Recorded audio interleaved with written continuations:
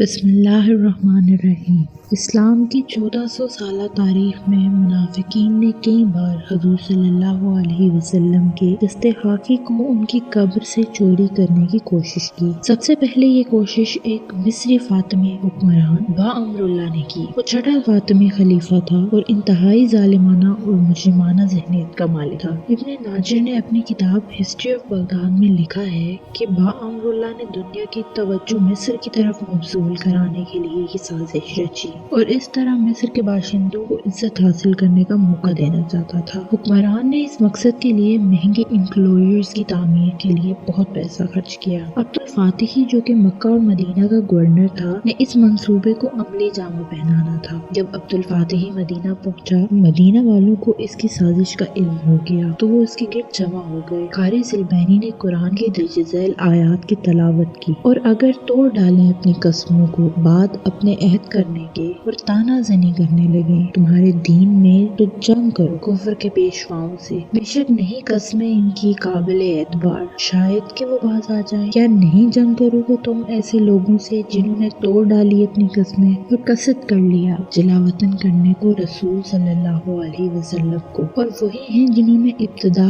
کی تم سے پہلی مرتبہ عہد جیتنے کی۔ کیا تم ڈرتے ہو ان سے؟ تو اللہ کا زیادہ حق ہے کہ تم اس سے ڈرو اگر تم ایمان والے ہو۔ اس سے عبد الفاتحی خوف زدہ ہو گیا۔ اس نے کہا کہ میں اس گھناؤنے منصوبے پر کبھی عمل نہیں کروں گا، خواہ حاکم مجھے قتل کر دے۔ اسی اثناء میں اسی شام اس علاقے میں ایک بہت بڑا طوفان آیا۔ اس طوفان سے بہت سے گھر، جانور اور لوگ مر گئے۔ عبد الفاتحی کو مدینہ سے بھاگنے کا ایک اچھا بہانہ مل گیا۔ اللہ نے نبی کریم صلی اللہ علیہ وسلم اور ان کے ساتھیوں کو ان مجرموں سے بچا لیا۔ حاکم با امر اللہ نے دوسری سازش رچی لیکن پھر ناکام ہو گیا۔ ابن سعد نے اپنی کتاب میں یہ بات نقل کی ہے کہ با امر اللہ نے کچھ لوگوں کو اپنی شیطانی منصوبے کو انجام دینے کے لیے بھیجا۔ یہ لوگ مسجد نبوی کے قریب ایک مکان میں رہنے لگے اور کھدائی شروع کر دی۔ نبی کریم صلی اللہ علیہ وسلم کی قبر تک پہنچنے کے لیے زیر زمین سرنگ نکالی۔ اسی دوران ایک خوفناک آسمانی بجلی اس علاقے میں گری اور ایک آواز سنائی دی۔ بہت بلند اور واضح آواز سے اعلان کیا گیا کہ آپ صلی اللہ علیہ وسلم کی قبر کھودی جا رہی ہے۔ مدینے کے مکین گھروں سے باہر نکل آئے اور چھان بین کرنے لگے۔ ایک ایک کر کے تمام مجرموں کو پکڑ لیا۔ سن 557 ہجری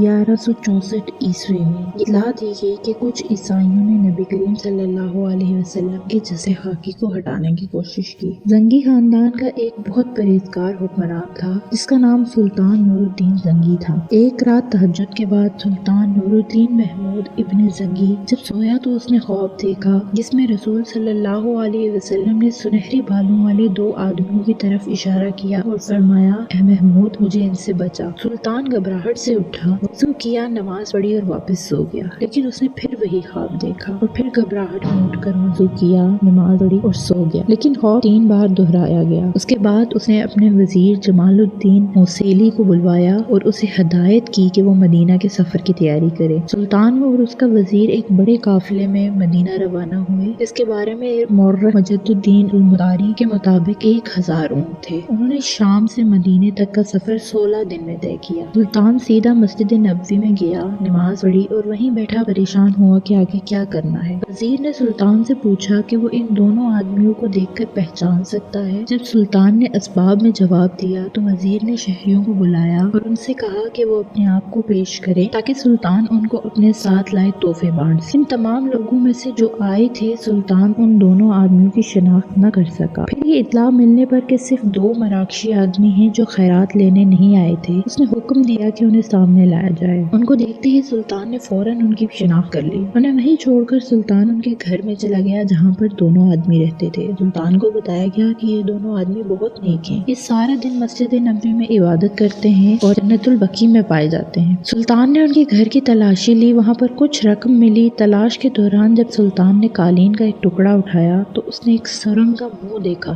جو روضہ رسول صلی اللہ علیہ وسلم کی طرف جاتی تھی اور اسے تازہ تازہ کھودا گیا تھا۔ یہ دیکھنے کے بعد دونوں افراد نے اپنے جرم کا اعتراف کر لیا اور بتایا کہ وہ دونوں عیسائی ہیں۔ انہوں نے مسجد نبوی سے کچھ دور ایک مکان کرائے پر لیا جہاں رسول صلی اللہ علیہ وسلم مدفون تھے، اور اندر سے روضہ رسول صلی اللہ علیہ وسلم تک ایک سرنگ کھودنے لگے۔ وہ حضور صلی اللہ علیہ وسلم کا دست خاکی چرا کر لے جانا چاہتے تھے۔ سلطان نور الدین زنگی نے روضہ رسول صلی اللہ علیہ وسلم کے ارد گرد ایک خندق کھودنے کا حکم دیا اور پھر اس خندق کو پگھلے ہوئے سیسے سے بھر دیا تاکہ اس کے بعد پوری سرنگ کھود کر حضور صلی اللہ علیہ وسلم کا دست خاکی چرانے کی کوشش نہ کر سکے۔ ابن جبیر نے اس سازش کی تفصیل بیان کی ہے۔ انہوں نے کہا 29 ذوالقعدہ 578 ہجری کو میں مصر کی سیر کے دوران اسکندریہ پہنچا۔ ہم 8 ذی الحجہ کو اسکندریہ سے روانہ ہوئے۔ ہم نے وہاں دیکھا کہ رومی عیسائی قیدیوں کو دیکھنے کے لیے لوگوں کا ایک بڑا ہجوم اپنے گھروں سے نکل کر آیا تھا۔ ان قیدیوں کو اونٹوں پر دم کی طرف منہ کر کے شہر لایا گیا،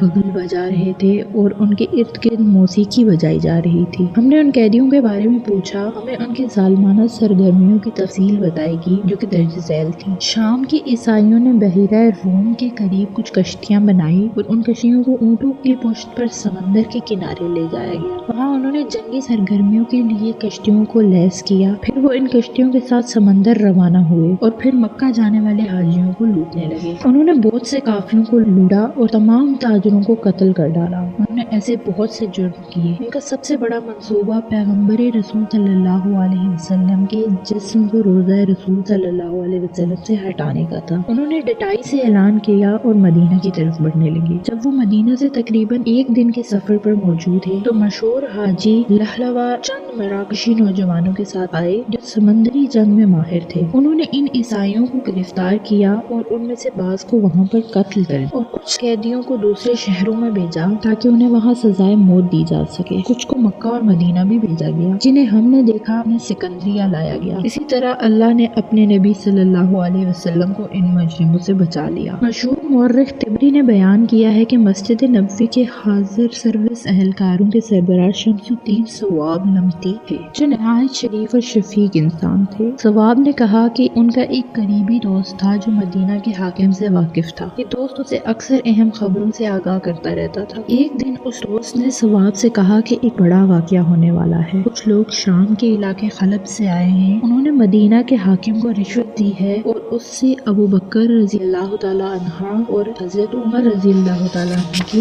لاشیں مانگی ہیں۔ حاکم نے اس پر رضامندی ظاہر کی ہے۔ ثواب بہت پریشان ہوا۔ تھوڑی دیر بعد مدینہ کے حاکم کا ایک قاصد آیا اور ثواب کو حاکم کے پاس لے گیا۔ حاکم نے ثواب سے کہا کہ کچھ لوگ رات کو مسجد نبوی کے دروازے پر دستک دیں گے، ان کے لیے دروازہ کھول دینا اور انہیں وہ کرنے دینا جو وہ کرنا چاہتے ہیں، کسی بھی طرح مداخلت نہ کرنا۔ ثواب نے کہا کہ اس نے حکمران کو اس طرح جواب دیا جس طرح حکمران چاہتا تھا۔ پھر وہ واپس آیا اور وہ پھوٹ پھوٹ کر رو رہا تھا۔ نماز عشاء کے بعد مسجد نبوی کے دروازے معمول کے مطابق بند کر دیے گئے۔ تھوڑی دیر بعد کسی نے دروازے پر دستک دی جسے باب الاسلام کہا جاتا تھا۔ مدینے کے حکمران باب الاسلام کے سامنے ایک قلعے میں رہتے تھے۔ ثواب نے دروازہ کھولا۔ 40 لوگ مسجد میں داخل ہوئے۔ وہ ایک ایک کر کے گن رہا۔ ان کے پاس عمارتیں گرانے والا سامان بھی موجود تھا اور وہ اپنے ساتھ مشالیں لے کر حجرے کی طرف جا رہے تھے۔ وہ ابھی ممبر تک بھی نہیں پہنچے تھے کہ ان کے پیروں تلے زمین پھٹ گئی اور وہ اپنے سامان کے ساتھ وہیں دفن ہو گئے اور ان کا کوئی نام و نشان نہ رہا۔ حکمران نے کچھ دیر ان کا انتظار کیا۔ آخرکار اس نے ثواب کو بلایا اور اس سے پوچھا کہ کیا تمہارے پاس کچھ لوگ آئے تھے؟ ثواب نے کہا آئے تھے، تاہم وہ زمین میں دفن ہو گئے۔ حاکم نے کہا بولنے سے پہلے سوچ لو۔ ثواب نے اسے اپنے ساتھ آنے کی دعوت دی اور اسے وہ جگہ دکھائی۔